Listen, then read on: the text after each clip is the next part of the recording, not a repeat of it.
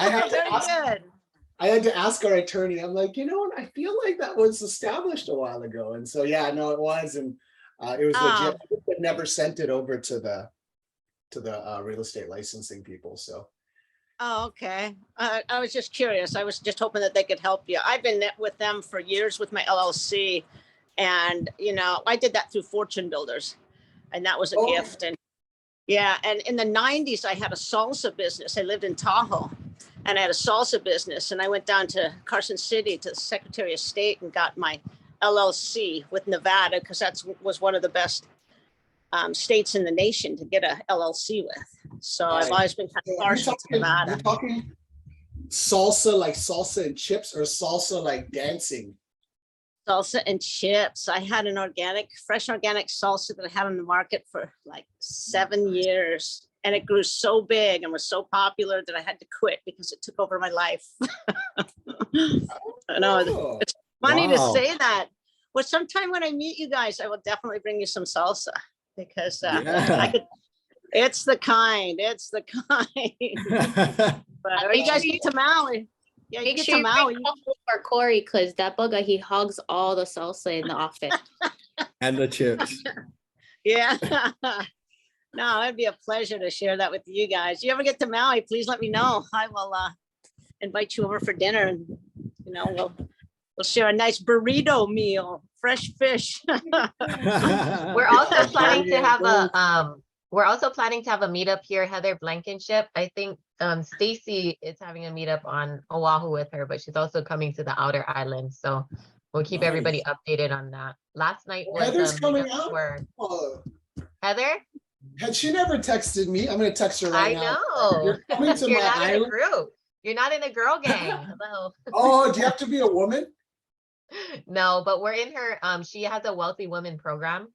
So me and Yes. Stacy are one of helping her out. We're core members, so we run some of the groups. So she just let us know. You know what I'm going to do? I'm going to dress up as one woman. I'm going to show up. You would like, match. Look at your eyebrows. Like I'm going to back up from the camera right now. I gotta turn my camera on to laugh for that. Or my he has some pretty nice eyebrows. You know what I mean? That is Like, hilarious. Hey, Nicole is well coiffed. That's what right. I've heard. I'm sure we have more important things to talk about, but yes, I'm going to text Heather right now. I'm like, hey, I'm going to show up in drag and I'm going to be there. And I expect to learn some things about RV parks. Yeah. Actually, you know what's cool, Zasha, is that Heather and I were in Maui 2 years ago, and she was just getting started in social media about the same time you were.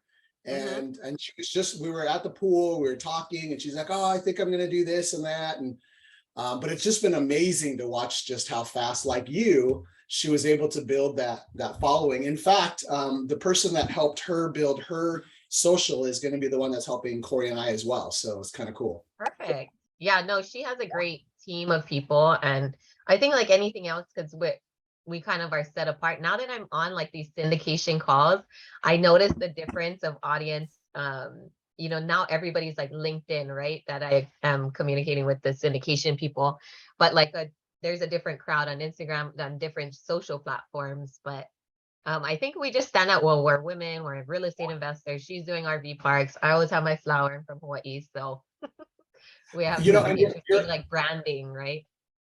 100%. And that's where, you both as women entrepreneurs, and, you're well communicated, highly intelligent, you get every woman inspiring to be like you signing up. And then every guy who wants a girl like you guys are going to sign up, right? And every mom who's ever wanted a daughter like you signs up. So like your following is what's massive. crazy is that majority of my followers are actually men. I don't doubt it. I don't doubt it. I think the majority of our followers will also be men because they think Corey's cute. I think mine is primarily like male. Yep. So I guess we won't fit very well into that Heather Blankenship women's entrepreneur group, unfortunately. Unless when you is that, just Zasha? drag, Halloween is coming up, so test it out. Yeah. When is the meetup? She's gonna, I think Stacy's is November 17th. I gotta double check. So they're doing one on Oahu, and then once she plans her outer island trips, then we'll update everybody on the Maui. And I think she even wants to do a Big Island one. So I'm gonna help her with both of those. Nice. That's Sweet. fantastic. Well, happy Aloha Friday, everybody. Thanks for jumping on the call. Any leads, needs, good deeds out there?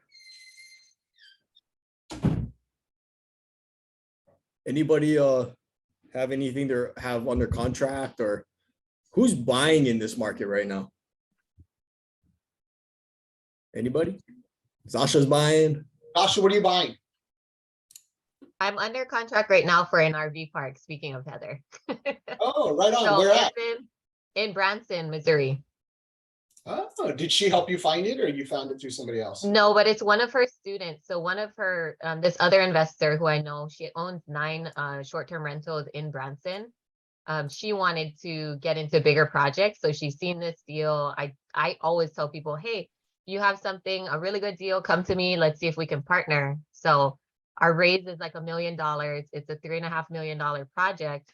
But the projected revenue is great. Like they know the area like the back of their hand. They're actually going to move down there into one of their Airbnbs while the project is going on and while we're kind of getting set up. So there'll be the boots on the ground and everything. And then I'm like the capital raiser for that project. That is fantastic. Well, when you feel comfortable, let's have you share just the evaluation process of an RV park, because that's pretty fascinating for those who have never really taken a look at how do you evaluate an RV park? Like, what are you evaluating and how do you do per night? And what's the occupancy? And what about the staff? And what about the laundry income? You know, so there's a lot to it. That's pretty fascinating. Right. And then you can run so much different businesses on one property. Like we're going to have a camp store, laundromat, tiny homes that are going to be like short-term rented too on top of the RV parks, and glamping tents, and then a rental for, it's near a lake. It's in the Ozarks. So we're going to have rentals as well. We got to get it all set up, but I'm really excited. Like it's a totally different project outside of my wheelhouse. So that's How awesome. big is the raise? $1 million. So it's not that much, but Yeah. definitely I think the biggest struggle and why I've started jumping on a bunch of other like syndication calls is because I have a good amount of private lenders as far as my short-term projects like flips and that, but I'm trying to get them over to longer term projects. Like this RV park is 3 to 5 years, right? And so getting them to think that way has been a little difficult. So I'm kind of in that in between where, okay, do I get not necessarily a new circle, but get in touch and create relationships with like doctors, lawyers, or people that want that on the side? Because even for me, my retirement, like it started at 107 when I quit in my job at in 2020. So I was at 107,000. Now it's down to 81,000. So just talking to Trevor about this, I was like, oh my God, I gotta get it out like before it loses any more money. And I know a bunch of people are in that situation right now. And I have a few people who lent to me out of their self-directed IRA. So I got to get a little bit more versed in that. And then I can kind of educate people on how they can do that too. And I feel like that would be beneficial to getting them to think long-term, putting their retirement into these longer-term projects. And that might be a little easier to go. That's awesome. Are you gonna so the $1 million raise, you're looking for probably what, 10 people at 100 or 5 at 200? And then will they be So the smaller the better. I mean, of course you want the least amount of investors in it as possible, but we're still just putting it out there for now. And then once we're getting bank financing for that initial 80%. So we're kind of waiting to see who we move forward with to see how we have to like record their interest against the property and all of that stuff. So we're still working through that, but I just keep putting it out into the universe so that once we're ready and finalized to have them come in, then it'll be an easier transition. Yeah. Are they going to be like LPs and then your GPs, or are you you're not structuring it quite that fancy?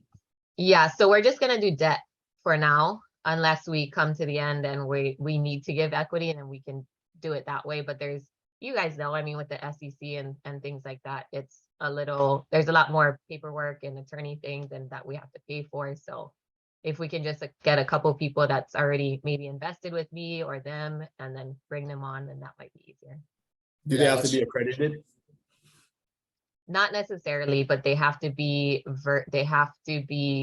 like know about investing. You have to have that relationship. And so that's another thing. So I just talked to an SEC attorney, and I was like, do I have to, form a formal syndication, or can I just take on private money debt? And he was like, it all depends on your relationship with the people that you're bringing on. So that's something we're going to dive deeper to once we get everything else in place. Yeah. And And syndication is so complicated. It's I fun. know. It's super fun, but it also, what you'll discover is that every time you ask a question, you get like 5 more questions, because it suddenly makes you nervous about, wait, now could I get sued on that? And could that expose me to something else? And then, so our syndication, I think we ended up with 7 attorneys, and it was just like, okay, so we need a specialist here and a specialist there. But then it's like having your first child. Once you have your first child, the second child's not as bad, so kind of like the same thing with syndications. But that's super exciting. Let me know if you need any referrals for an attorney or anything like that, because we have syndication attorneys. And I mean, I'm sure you set up pretty well as well. But yeah, you're totally right. If you could just keep it as private debt and just have those people that already invested, so much faster, so much easier for sure. I know. Okay, And, thank you. I I think- definitely will be reaching out to you. Yeah, I want to see So the good. numbers though sometime. So definitely. Yeah. And let I us can bring my know. partners on too. I have one partner, it's a husband and wife team. So I can bring them on as well. And that would be interesting to have them talk and go through it. Yeah, Leila, would you note that for the future and see if we could schedule whenever Zasha is ready, because it is really fascinating, and I think everybody would really enjoy it, just to kind of take your flipping hat off, or take your kind of your whatever your space is, because guaranteed there's probably nobody else on this call who's bought an RV park, so it is fascinating. But one more thing I just want to say to you is I love your mindset. I mean, you're not going in with fear. You're not going in like, oh, we don't know what we're doing, but you're just like, I've got enough experience. I'm going to figure this out. I'm going to run the numbers, and we're going to take one step at a time and be smart, of course. But I think it's awesome. It's fascinating. I love it. Thank you. And one thing to touch on, like, because you're saying that it's hard to get your investors who are used to the short-term, higher interest, higher return, kind of position with like fix and flip investors, right? And it definitely is a different crowd, and it's a different. When you raise capital for a syndication, it's definitely going to be a different investor that you're looking for.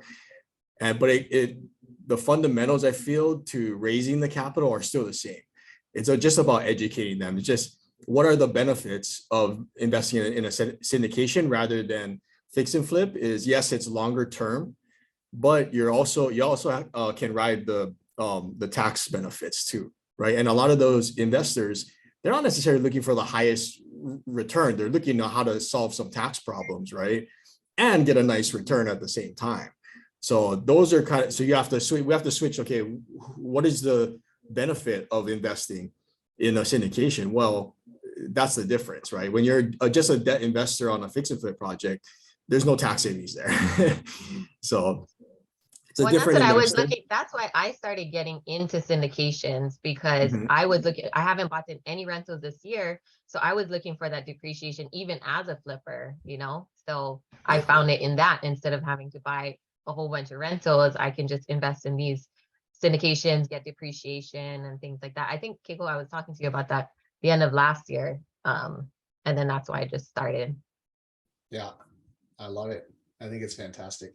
And I think we can learn together, because as a recession happens, I think there's going to be more and more of these larger deals. So for any investors who have been in the flipping spaces or in just the small multifamilies, there's going to be more and more of these deals. We're reviewing right now a 1,000 unit property in Houston. I mean, I would have never thought of doing a 1,000 unit. Like that's like 2,000 toilets, because there's 2 toilets per unit, and it's just like the thought of how do you do a scope of work that big, and then how many investors do you need? Like just dreaming that big starts to make you realize that it's possible, because we've got a great network, you've got resources, we have great minds, And there's people out there who can teach us how to do it. And in this economy, like sellers are now like, hey, so what number works for you? Like, when's the last time you heard a seller or a broker ask the buyers, what number works for you? Where before it's like, hey, here's our number, take it or leave it, no inspection, no time, close in 2 weeks, like good luck, God bless you, you know, and F off if you can't do it. And you're just like, what kind of market is that, you know?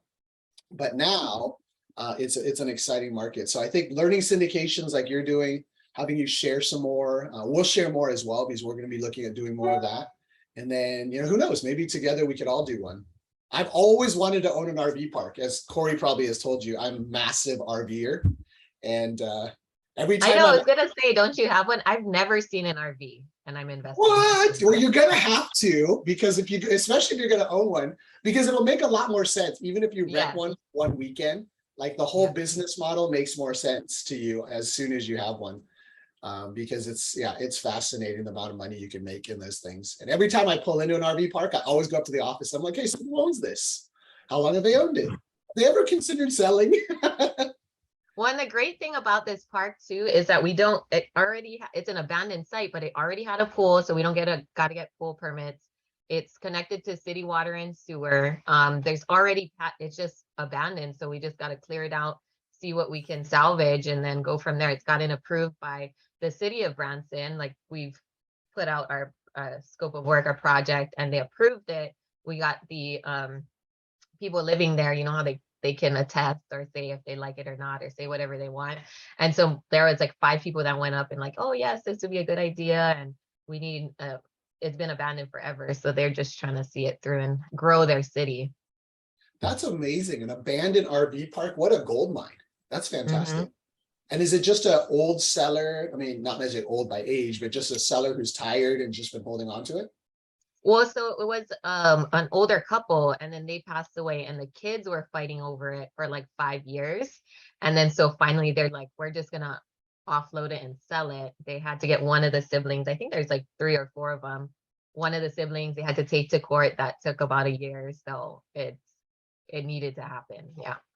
That's awesome. So the timing was perfect. How many GPs are in there, Zasha? There's just 2. So it's like a JV almost. Is there So room I for own 3? 45. Maybe we should look at it. It's 45, and then we have another guy coming in at 10%, and he is the accountant. So he's gonna oversee all the finances, make checks and balances, and just kind of keep us all in line on that end. Yeah. Well, Zasha, like you're Corey said, looking at go ahead, Tammy. thing, you're looking in such a lucrative area. Branson, Missouri is just magnificent area to look into investing. And also I want to say to you about your self-directed 401ks, that is an incredible way for people to invest with that. I tried to do it. I tried to roll my Teamsters pension over into a self-directed 401k, but Teamsters doesn't do that. They only give it out by monthly. So if you do, try to make sure that somebody already has it in a self-directed 401k so you have no complications. But it's a great idea. That's the way I would do it. I tried, but I just wanted to say that to you. Well, Zasha, Corey and I are in. So if you guys need money or anything, let us know. That sounds like a fascinating. Bro, we don't even know the numbers on them. I know. We don't need He's to like, know. I'm in. It's RV parks and it's Zasha. 2 combinations for success. I know. Paige was like, oh, I want in 2 on this deal, but I want 50% equity. I was like, no. No, thank you. You don't need to give away 50% for sure. Right. That's awesome. That's fantastic. Well, thank you guys. Definitely keep us updated. That's super Nice cool. deal. Yeah. Anybody else buying something? Hi. So Shannon and Kevin Barbour are moving back to Kansas City, Missouri. So Oh, yeah, I we heard. bought a triplex that was on seller finance. And then we're buying a 4-plex. We're supposed to close at the end of November. And we are doing the application with Aiden right now. Oh, nice. Since they've worked with Kiko before. Yep. Yeah, so I'm pretty sure the process will be smoother. So there's gonna be some lending opportunities there. is it wasn't abandoned, but it hasn't been lived in a while. And it's so funny. I don't know if you guys know Kevin and Shannon, but Kevin did a walkthrough video this morning, and his comments are just like, so he was in the basement, and I guess they tried making rooms in the basement, and there's graffitis, and he's like, "This is the Blair Witch room." And he goes, "No, this is the I'm killing people room." There's like red graffitis everywhere. It was so funny. But so we're doing that. And then I'm actually buying a duplex in Vancouver, Washington. Wow. And that one will be, so I'm just putting it out there. Vancouver. Because it's definitely, well, Washington. it's not Hawaii prices, but it's not Indy or Kansas, like Missouri prices either. I am open to doing like a equity partnership, so someone can like kind of reap the benefits of depreciation and all that, for bringing in the funds. I'll still cash flow if I were to just do like a straight PML deal, just like a private lender, with no ownership, but share the wealth. The cash flow is really good. So I don't know, just putting it out there with the right person. I have everything in place already, and it's What's the rent purchase ready. price and what's the So rent? purchase is $530. It appraised, of course, the lender, it appraised at 560. Oof. But Okay. all of our comps are above 600. So I was a little upset about it, but because it's on market, they're not going to appraise it too much higher than where I'm at. So I think the hard money loan will be 448, give or take. So I think I need like about 100K ish of a private lender to cover closing and the down. There's no repairs needed. I mean, there's a couple of things that we need to do. Railings, because it's an older home, there was no like 4-inch, I think it's like a baby's head will fit through the railing, and I absolutely want to repair that. We're adding a couple of vents. What's And the a rent? couple, like ARV? it's very, very minor. There's nothing structural, like it's not an old building type of thing, you know? And man, I really love like, so this is in Vancouver, Washington.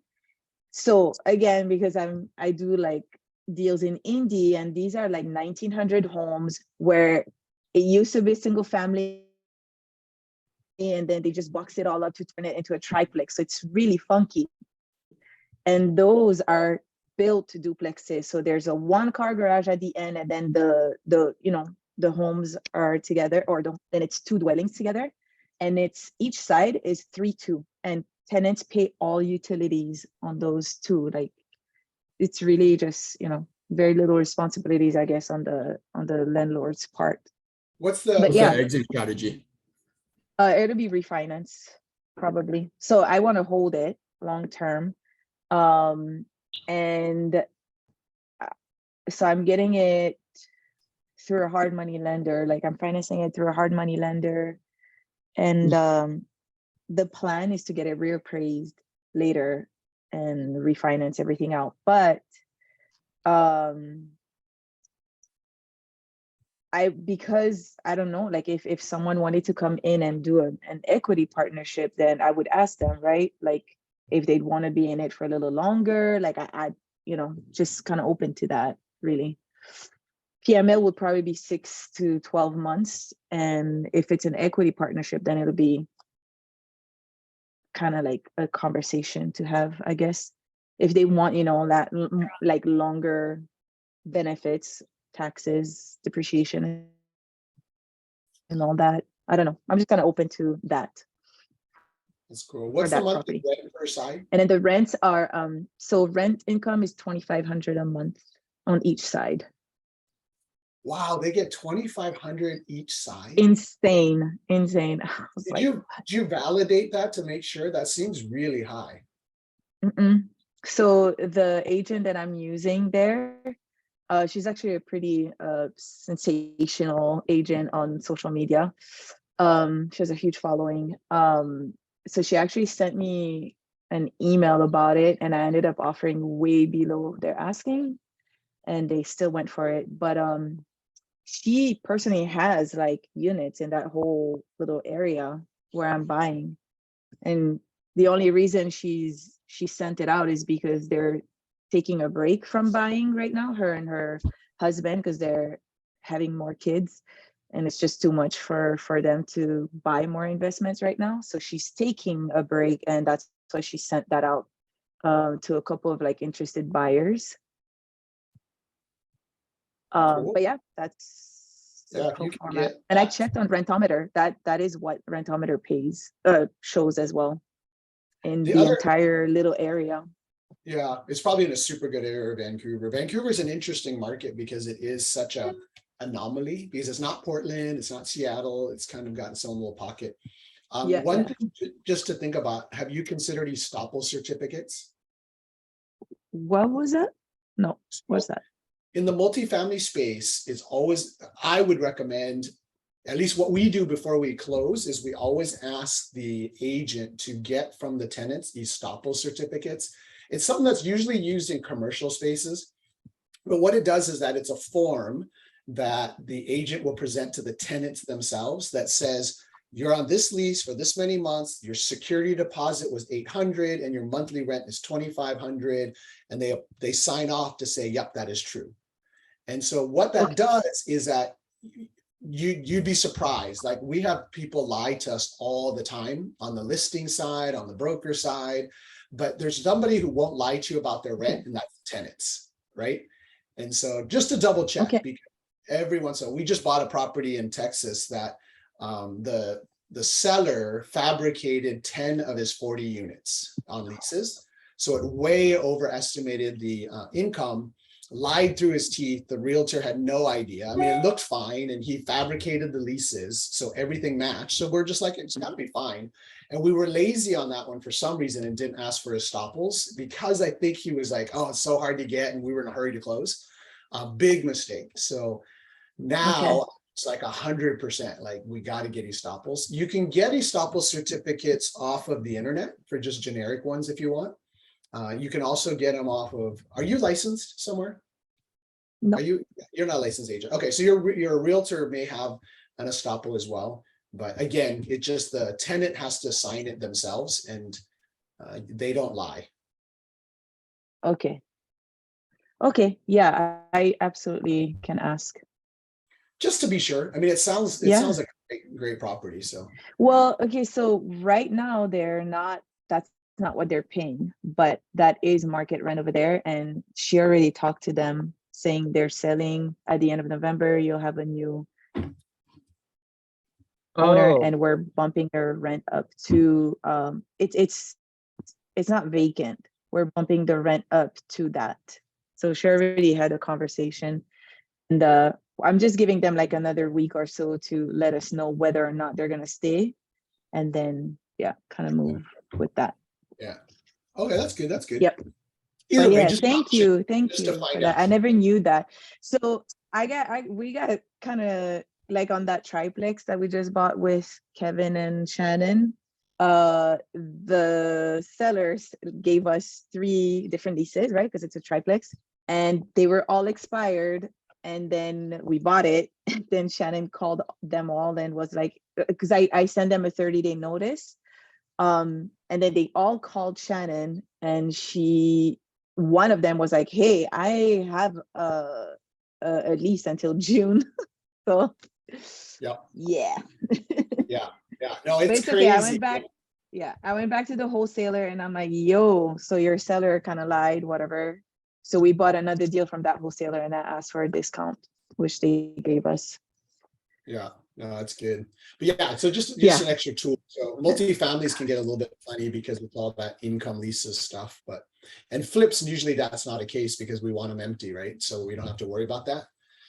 But yeah, that's always a good Thank thing. you. And then the other thing, just in case anybody else is getting into the multifamily space, is when you're reconciling financials, we don't always trust their financials. What we do is we ask them for their actual property bank statements for the last 12 months, and then copies of their actual utility statements. because then we can actually piece our own financials together, because you'd be surprised at, well, I have now become not surprised, but 90% of the time, the financials for multifamilies are fabricated. They leave off stuff like, just so happens that they forgot a certain expense that is obviously several hundred a month. And you're just like, how did you forget that? Like, that's super important. So that's a way to piece it back together again. With a duplex, you're probably fine, but sounds like you're getting triplexes and bigger, but it starts to really impact your cash returns when they're leaving off like 200 a month of expenses. Yeah, thank you very, very much. Yeah, no, I'm excited. This is great. I love it. So if anyone wants to lend or do an equity partnership, let me know. I'm glad you're buying in Washington, but if anybody's interested, I know. why don't you, Tay, jump onto the chat and put on your email address there. So that way everybody got that. And yeah, Washington's a great market. We have a lot of stuff. Yep. It's great. Like you said, I always wanted to be in there, so I'm stoked. And what's nice about Washington is that there's a strong appreciation play too. Yeah. Where in the Midwest, especially now, like the appreciation is suddenly like halted or is going backwards. Totally. So cool stuff. Right on. Mahalo. Right. Yeah. Corey, keep going. Has it slowed in Washington, Kiko? Oh. Has somewhat. Yeah, it has, right? Yeah, I mean stuff is sitting. It's seen slowing price drops in general, right? Because holidays too, right? Yeah, and it always slows this time of year. Like this is historically the time of year I usually pick something up because it's the time of year when there's less people fighting. But it's slowing more than it should. And certainly more than it has the last 2 years. Right. I mean, like last year, it pretty much didn't slow at all. It sort of just didn't increase as quickly. Yep. Yeah. So I'm wondering, I mean, like this holiday season might be kind of, I still think we might have a ways to go, but who knows what happens after election and after the new year, after the next Fed announcement, so the feeling I'm getting is that, well, and also our attorney, John, he kind of gets the information first, but he was saying that for the private lending space right now, it's like real slow for them, and it's almost like he said it as an analogy or a story where he's like, when you're like in summer camp, and I didn't go to summer camp, but he said when you're in summer camp and then like you're all the kids are lined up at the side of the pool with their feet in the water and stuff, just waiting to go in, but they all have to wait, right? It's like, that's how it feels, he said, in the private lending space. So he said as soon as like the rates turn or, then he thinks that a flood of capital is going to come rushing into the market again. So, but they don't know when that is. He said, maybe it's when they start, stop raising the rate with the rate hikes. Or maybe it's even instead of a 75 basis point hike, it's a 25 basis point hike, so even that could stir the markets where it's like, okay, there's confidence, let's go back in, but he said right now everyone's pretty much on the sidelines. And Harmony is asking, has Keiko slowed down with lending? The volume has slowed kind of nationwide, but we're kind of busier than ever. So I don't think we've really felt it, but I don't think we're a good judge because for us, we weren't affected by the rate hikes. We were for like a month and a half and then, but now we're not. So we're actually busier than ever. But I think for most companies, most private lending companies, like some of them aren't even playing right now until the money comes back into our space. Anybody else have anything on the line or anything they're looking at buying? What's up, Kurt? How's it going, Kurt? What's up, Corey? And sorry I was late, but I just wanted to introduce Drew there. If you see him with the nice beard there. What's up, Thanks, Drew? At a conference. Sorry, I don't know. Did he get a chance to introduce himself? No, Sorry, I was late. just about to ask. Yeah, How's it Yeah, going, sorry. Drew? My name's Drew. I met Kurt in Atlanta and he was nice enough to let me join you guys. You guys seem like a great group, lots of knowledge. Excited to meet you guys. I really appreciate you guys letting me listen in. Oh, absolutely. Thanks for coming on, man. So like you're in Atlanta. No, I met him in Atlanta at a conference, and he told me about you guys. And I'm actually in Northern California, right outside the Bay Area, and Oh, I'm a nice. I'm a real estate agent here, and I want to get into the investor space and start doing some investments myself. And just hearing you guys talk about what you guys are talking about kind of confirms what I was already thinking of. Like, you use the term everybody's on the sideline because of the rate hikes, and everybody's just waiting to jump back in, and let's see what happens during winter. It's I'm waiting for things to get rolling again. So Nice. it's nice to hear like minds, and even see you guys are at a high level, so really motivates me. Thanks, bro. Yeah, and thanks for jumping on. And so you're mainly on the sales side, but do you have investments already, or are you looking to get into anything soon? So I don't have any investments yet, and I'm just itching to get into something. I was even I'm gonna use my FHA loan to even, there's a small city outside of the Bay Area called Modesto here. It has a lot of hospitals, and if I could get a condo for like, 300K and have, instead of me paying rent, at least I'm in that condo, and it has a lot of hospitals. So I was thinking about renting to travel nurses. Has been pretty popular out here. So it's short term, a little bit higher turnover, but at least they're solid tenants that, I don't think they'll mess anything up, and the upkeep isn't too crazy. So but I did the numbers on it, and for like the condo I was looking at was listed at 275K, 350 a month HOA, and I ran the numbers, and I would be paying 2,400 a month without the HOA right now. So even getting somebody in there to rent the other room for $1,000 a month, it just didn't make sense right now. So I'm waiting for the rates to come down. Hopefully it'll help out a little bit. Where exactly in the Bay Area? So like where do you focus on? Is it like San Francisco, or you said north of the Bay Area? North? So I'm east of the Bay Area. It's a small town called Tracy. It's right when the cities end and the suburbs kind of start. So the Bay Area market is built on tech. So everybody's in the Bay Area working at San Jose, Oakland, San Francisco. They're all making the good tech money. And that's why the prices, you can't even get anything under $1 million over there for 3-bedroom, 2. Even the condos are 1.3 with 500 HOA. And what a lot of people started doing, this is what we built our business on. It's actually me and my family. My dad's my broker, my mom, my sister, my brother. Everybody commutes to the Bay Area. So they'll, instead of buying $1 million shack in the Bay Area, they'll buy for 700,000, 4-bedroom, 3-bath with a pool. They got the solar, so they run the AC, and then they commute 1.5 hours to work and back. So that's kind of the give and take. Yeah. It's crazy. It's pretty crazy out here. So I'm lucky enough to I don't have to commute. So I've been moving a little bit. So we started in the suburbs. Like it's there's a triangle here from Tracy up to Stockton down to Modesto. And it's kind of like the cheaper housing outside of the Bay Area, a little bit slower life.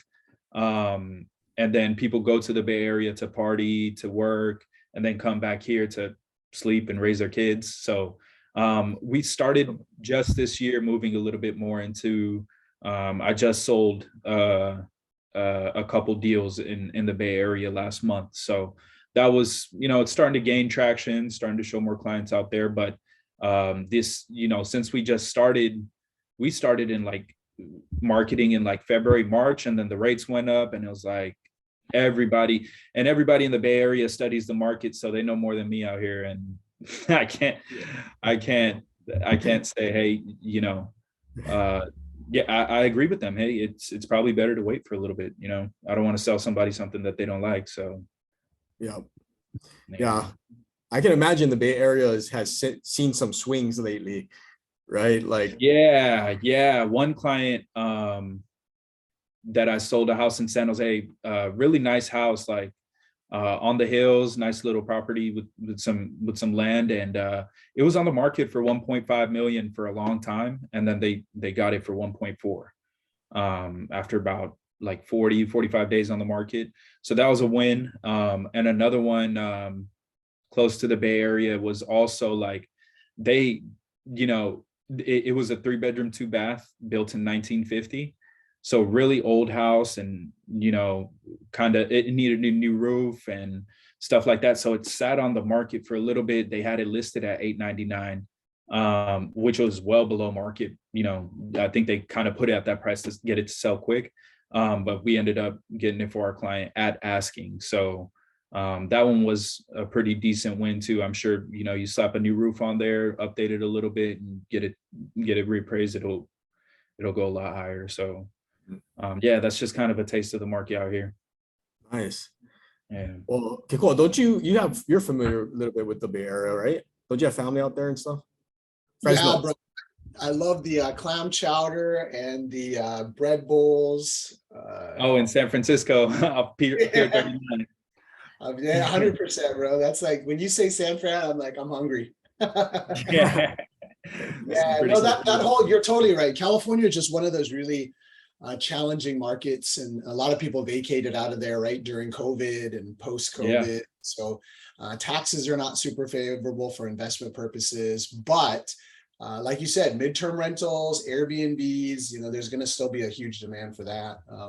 If you want to hit us up separately, I can have my team kind of chat with you. We're looking at some places. Modesto we haven't looked at, but there's some markets where the rentals do work. The duplexes, triplexes.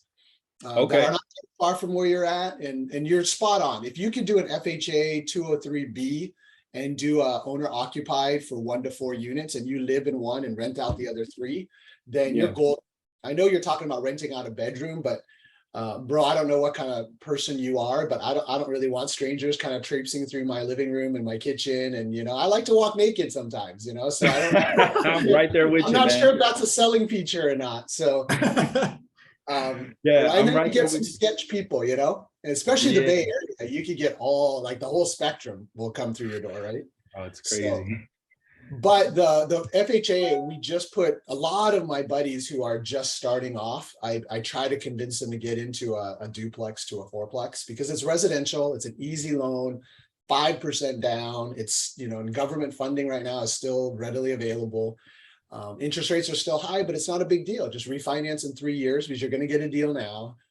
You got to drive a little bit farther to get in. The neat thing about California, if you can get a pretty good price in the next couple of years while the market's low, it's going to come back up. You know it, and the rents are going to go up, and it's a matter of time before freaking Fresno will be considered commutable to downtown San Fran. It's crazy. But yeah. Just stay in touch, and it's super exciting that you're on. We're grateful that Kurt invited you, and don't just feel like you got to listen. Always ask questions. We're all learning together. There's no experts here. Corey and I just talk a lot. That's why we host it. But the real experts are the ones who we ask questions to. Yeah, my pleasure. I appreciate you guys having me, man. Nice to meet you, Drew. And thanks again, Kurt. And Kurt, do you? I know you got any info on like stats that you're seeing out there by any chance, or? Yeah, I was going to show the Wahoo stats if you don't mind. Interesting, the Wahoo stats. So let me. Sheena, can we send Kurt controls? Sure thing. Thank you. No worries. And then coming back from when I met Drew at the conference, I met a lot of agents and brokers out there, and they're still going. Drew, they're still making the calls. They're still optimistic with the market. There's a lot of people out there, the investors still out there trying to buy homes. So just keep going, and the holidays is the holidays. You guys got to do what with the holidays, but you still got to get your pipeline going. So because what they said at the conference, and a lot of people put their seats back, they said if you don't have your pipeline right now, you're gonna suck in the first quarter. Yep. So don't relax. this holiday. Please enjoy it with your family, but just don't say, hey, because I got this, that going on. You gotta keep going, because not your first quarter is gonna suck. So that's Yeah. just the bottom truth, right, Drew? So it's just basically Everybody I've still been talking to, for some reason, they're talking about, yeah, we're gonna wait till January and we'll see what happens with the elections and the holidays and winter bring the prices down. And I'm just hoping interest rates don't go up in the meantime, so they're still in the same position to buy. Okay. Yeah. So let me share my screen here. For real estate, like our if you have 2023 goals, like you really got to start in fourth quarter this year or of this year. Right. Yeah. So this is a lot. Everybody's seeing my screens. Again, this is based on HBR. HBR is a Home Board of Realtors. Please go by their number. We just take the numbers and we just make it nice and fancy. But Drew, if you know, I know you're not familiar with Ireland, but people who are, if you look at the stats, look at Wahiwa right here. It's up 63% on single family homes. Interesting. Very interesting. And then if you look at Mililani, that would be, you know, Kiko, maybe Corey, maybe explain where Mililani is compared to where Drew is at. I don't know. It'd be probably like well, Modesto's actually turned out to be a lot nicer. It's kind of like it'd probably be like Fresno, Drew, you know, kind of a pocket community outside from town a ways, but very self-sufficient, lots of families, that type of environment. And look at Hawaii Kai. Hawaii Kai is a more high-end area. If you look at the stats here, you know, for the month, this is just for the month of August. Shoots, I think, what are we in October? I think I have annual change. Like. Yeah, this is August. I'm sorry, I gotta look for September. I apologize, but if you look at although Kurt, that's very interesting. I mean, take a look. This is good, yeah. Year over year, that's a 50% decrease. Like that's well, plus yeah, significant. The rate hike started in what, April or June or April? They started this year, January, the first Fed's meeting. So it's just been this year that has sent the rates up. What's interesting is take a look at Wahiwa. Oh. Wahiwa is the market you want to go to. It grew. Yeah. But it makes sense though.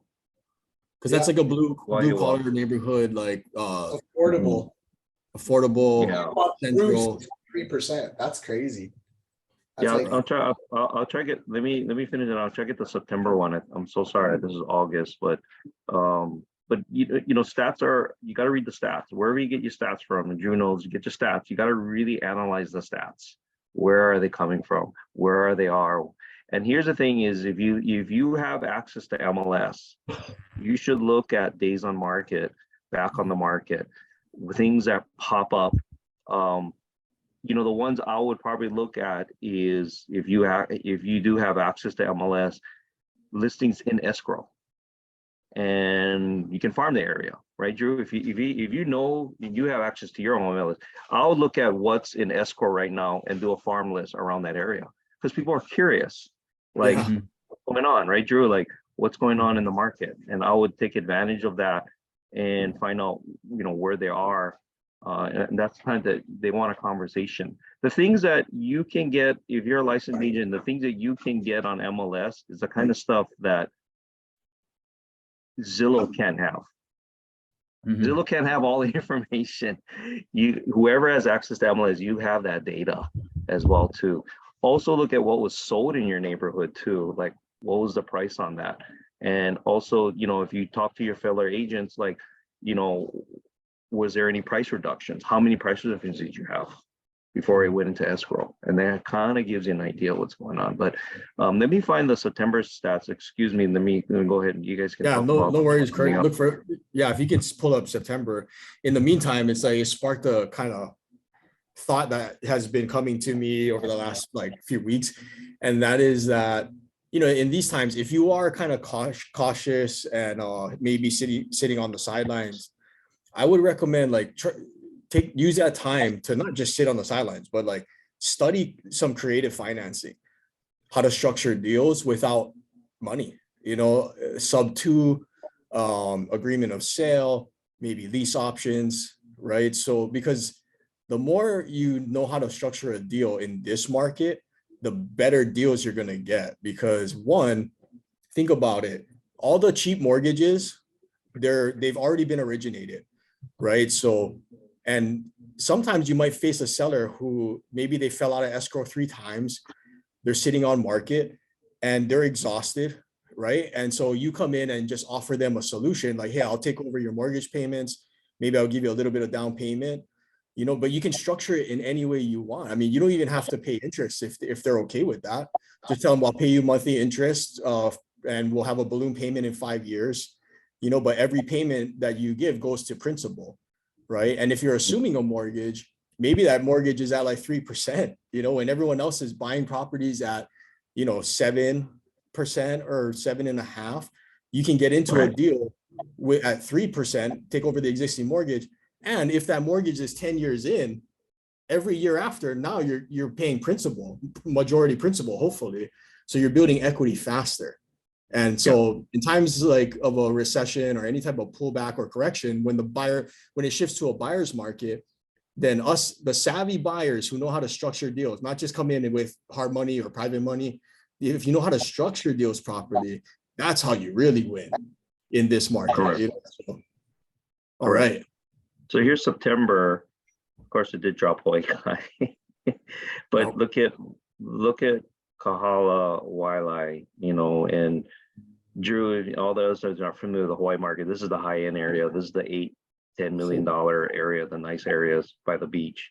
So look at that. It's up for this month of September. You know, but it dropped, you know, as you can see. And then here's the condos in September as well too.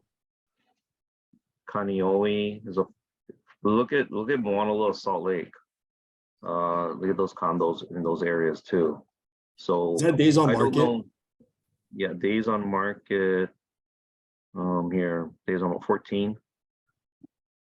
I can send this PDF to you, Corey, and you can share it with everybody. But so this is third quarter.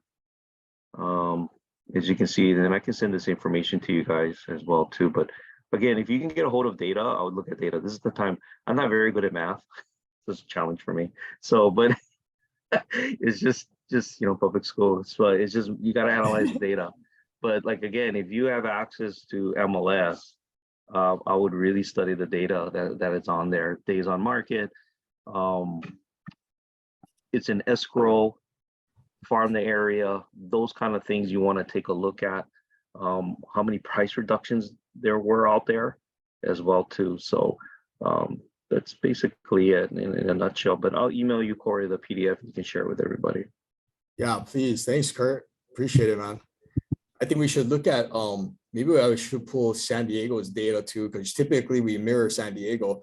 Although in these times it's kind of every market's kind of thrown off, but it's interesting to see. It looks like North Shore is getting North Shore is getting slaughtered. I thought I saw minus 44%.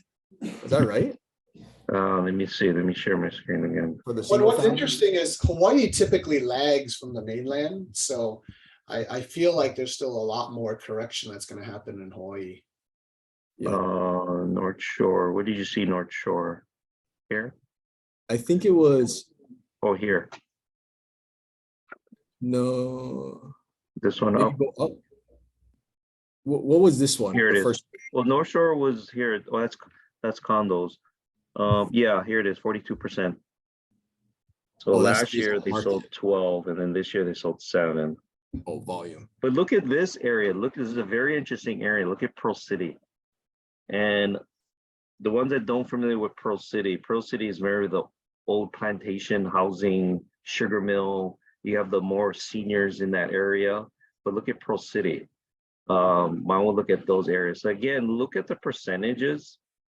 Moanalo, these are, over here, Moanalo over here. So this is an area you want to fine tune and see where the market, why people are helping over. Evo Beach has always been, everybody said Evo Beach, but look how Evo Beach is right now. So Evo Beach is, more of the, I guess, first of all, I don't know why they call it Evo Beach because I don't know where the beach is. Second of all, it used to be Get beach at the end. At the end. It's like, I don't understand. You go, I live at a beach. Okay, where's the beach? But it used to be more of the affordable housing, but you know, it's gone up as well too. So a lot of Drew, there's a lot of military purchase in that area too. But again, Well, it is volume. So like I see that North Shore saw a 39% decrease, but there was only like 12 transactions out there.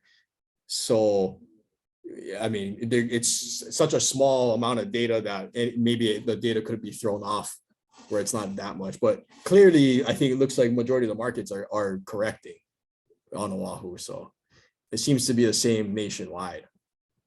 Yeah, it's going to be nationwide for a while. I mean, the inflation is 8.2% still today. And in next week is another Fed meeting, 100% they're going to raise it again, probably 3/4 of a point, which is going to send interest rates up higher. I would bet 100% that the December one is going to go up again. So we got 2 more federal increases. And so interest rates are going to get higher. Interest rates today on average was 7.34.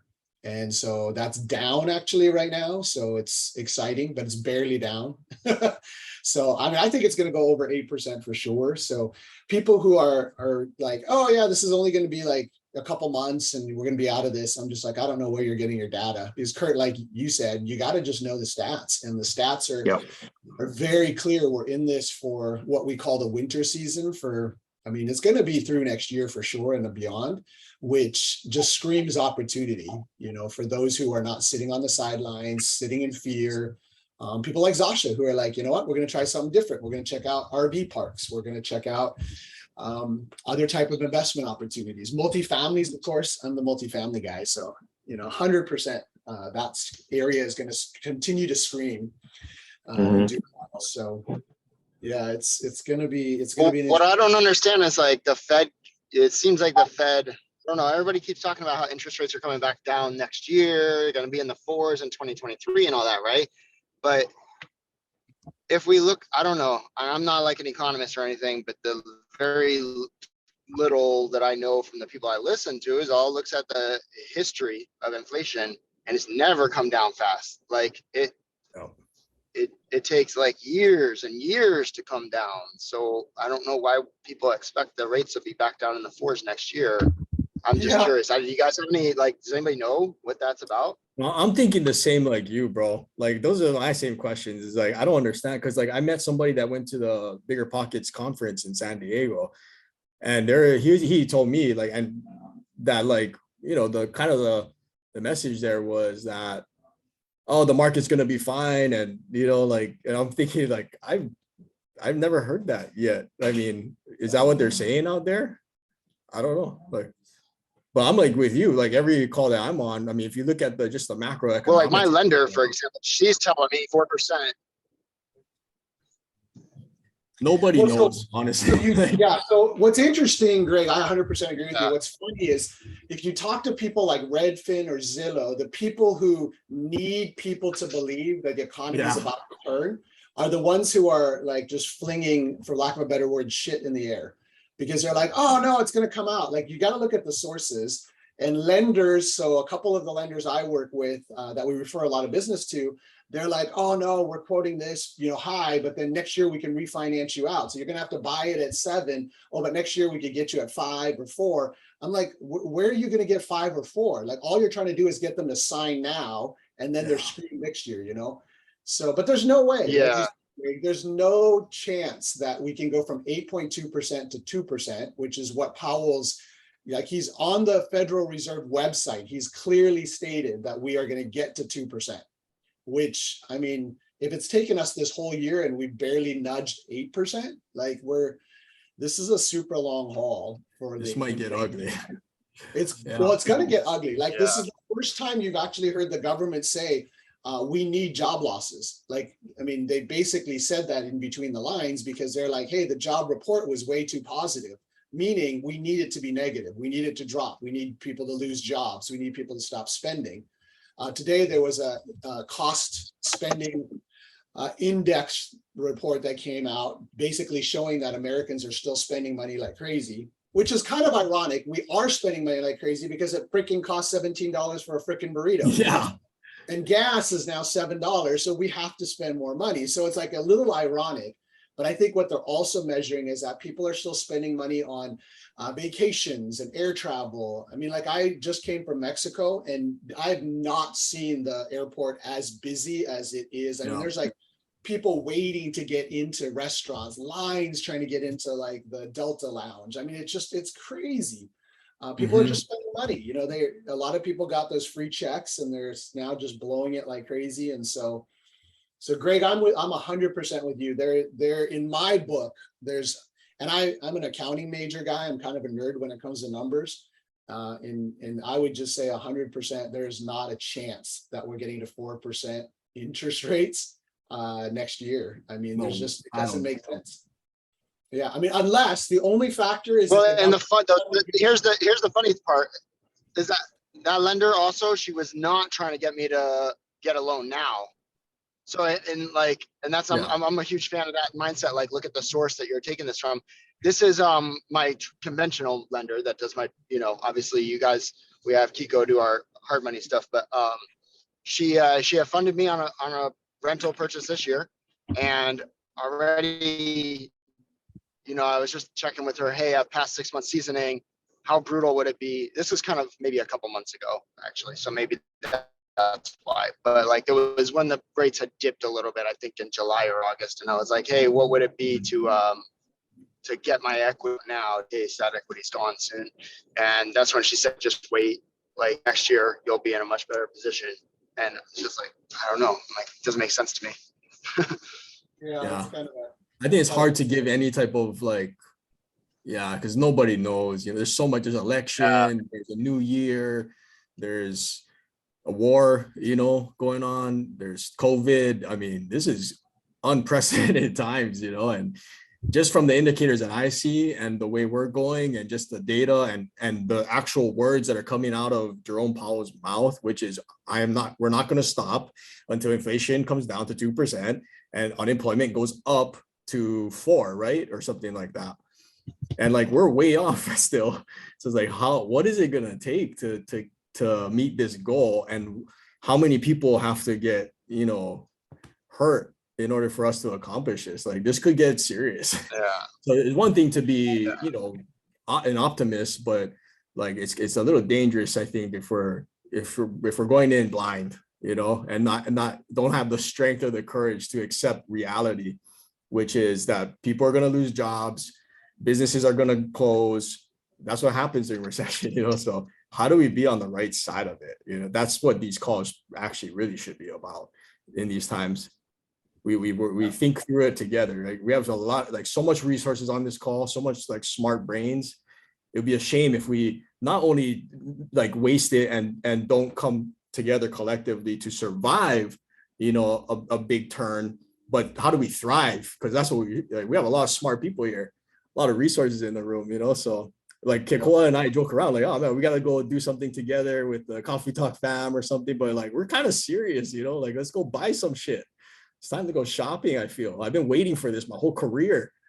I came in 2011. It was, I seen the aftermath, and I wasn't prepared at that time to come in and take advantage, but now I am. I've been waiting for this. So I mean, Greg shopping because Greg switched from a white interior vehicle to a black interior vehicle. Greg, how many cars you got? Out there spending some money, Mr. Goddard. Hey, I make money on all of my cars. Okay. I bet I just like razzing you. It's just kind of funny, but just like I look at my cars the same as the houses, right? Like, if I can buy them at the right price, I can drive them for 6 months or a year or whatever it is. Cause I'm a car guy. I just freaking love cars, man. So, I just found out my car appreciated like 20 grand. So like, I'm serious. Yeah. The last couple of years has been great for this business too. Yeah. Well, so we'll end on a couple notes. One is, I don't want to end on bad notes, but it's important to understand reality. Like, check the stats, watch the news. Don't watch the news at night because you don't need that mindset going to bed. But in the middle of the day, check the stats, understand where we are in the world, but then understand this: out of all that information out there, what all that is doing for real estate is that it's causing a lot of people to sit on the bench. They're getting off the field, they're sitting on the bench, they're watching. But what's interesting is that a lot of people they don't know what the plays are. So like football, if you don't know the plays, you're going to screw it up. You're going to fumble. You're not going to put points on the board. And so a lot of people are sitting in the stands. They don't know what to do because they're just like, well, there's just so much information about how, interest rates, this or that. So yeah, absolutely. That's going to happen. Interest rates are going to go up. There's going to be a lot of craziness, but if there's job losses, that's opportunity, right? Somebody's going to need help. And we're not trying to take advantage of them. We're trying to help them get out of their situation and get into a better situation. And so they're going to have to sell. So if you're an investor and you're in an area where that's going to happen and job losses are happening, find out where they live and see what we could do to help them out, right? And the other option is that there's going to always be people who have to sell. They get job transfers, they have a baby, they got to upsize, they got to downsize. Like there's always reasons people need to sell. If you're an investor or realtor right now, I would say your best strategy is number one, call the listing or call that seller and just build a relationship with them. Absolutely, they're unreasonably priced right now, 100%. Seller expectations are completely out of whack, right? We know that. But if you have a relationship with them and then you continue to just follow up graciously, then when they drop the price, because they're going to, then you're going to be the one that they're going to be like, you know what, I like that guy. He was cool. Greg is a nice guy. He pulls up in a different car every day and touches base with people. I think he's kind of a cool dude. And so, I'm going to call him and I'm going to be like, you know what, I think this is the price we need now. And then Greg's like, that's still not where I need it to be. We just signed a contract on a property we got 250K off list because they were 78 days on market. And now it's a steal. And so for investors, you just got to know where your range is and then stick to your range. But now we didn't have to use people skills before. Last 2 years, you didn't need people skills. You didn't even need intelligence if you can make money in real estate.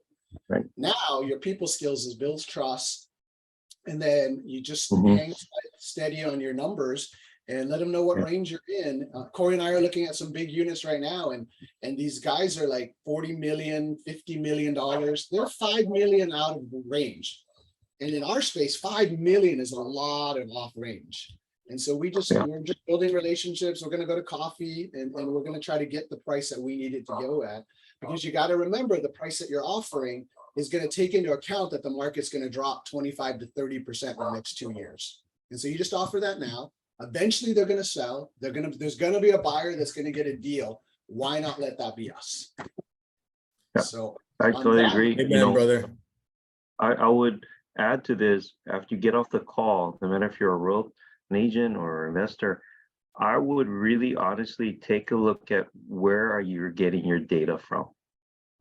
And really, this is the time to invest in you. Where am I getting my data from? How can I change it up? Who can I talk to? You should look in the mirror and saying, do I need to change it up? Do I need to purchase another platform? I don't know. You should really look at because the thing is, everybody's still on Googling for whatever it may be. And they are searching for stuff and they are searching in homes. So whatever data you're getting from, take a look at it. What Drew and I learned at the conference is artificial intelligence. If you have some form of artificial intelligence on your platform that can help you answer calls while you're sleeping, that's how things are taken care of.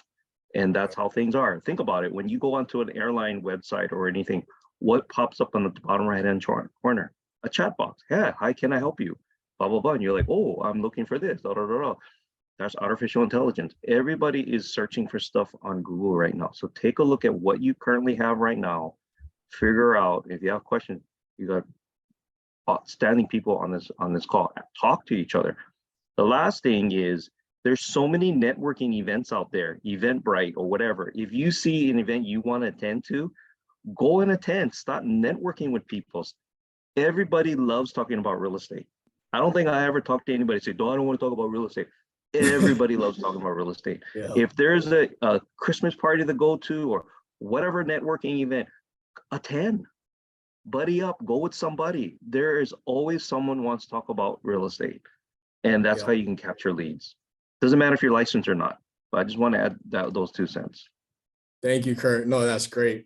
I mean, I agree with all those points and also agree with Kikoa. It's like, we have to understand our value to the market. And as a real estate investor, like this is like our calling. When there's a recession in the housing market and nobody's buying and nobody's helping distressed homeowners who are upside down or can't cover their mortgage, they lost their job, like, or maybe divorce or bankruptcy, like so many reasons why homeowners are become distressed and are gonna be distressed if if this turns really bad. The guys, like, we're the firemen, like running into the building, because the market's gonna need investors, cash buyers with resources and knowledge to know how to purchase properties, get homeowners out of bad situations, and then reposition the asset and put it back on the market into circulation. Like, we get blamed for why markets go down and up, and it's not true. Like, I feel that investors like ourselves, we stabilize markets. We play a very important role. It's a very small, niche in the real estate realm, but it's still a very important role. Like, I feel we stabilize markets because no one else is going to go in and buy those houses or save these homeowners, but like crazy people like us, So for us, it should, almost for everybody on the call, I feel it should feel like this is our calling, like this is our Super Bowl, like it's game time. That's how I feel. That's how our team feels, and even though we're tired, I mean, we're gonna double down. Like, I ain't gonna have regrets after this opportunity. No way, man. I didn't wait a decade to just sit on the sidelines, bro. Oh, bye. Let's go spend some money.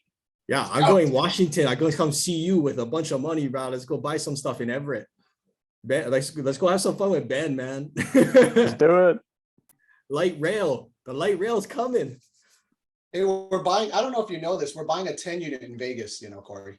We'll have to update you on that. 10-4. Let's go. Hey, thanks everybody for showing up. Happy Halloween to those of you who are going to go do Halloween. We should have dressed up as Corey. Oh, we forgot we didn't do our scary story. Usually every Halloween we do like a deal disaster. Maybe we could do that next Friday. Next Friday. Yeah, do that next Friday. It'll be awesome. But you guys should go onto Netflix and watch that true story, The Watcher, about that house. I don't know if you guys seen it. Oh, I seen the thumbnail. Oh my God, you gotta watch The Watcher. It's a true story about that house. It makes you like, do you really need to disclose all that stuff? What happened to that house? But watch it. That sounds scary. We've had some creepy ones. Yeah, we had some creepy ones, but. Well, I hope everyone has a great weekend. Happy Halloween. We'll see you guys next week. Hello, everybody. Hello, everybody. Have a good one. Kurt, everybody.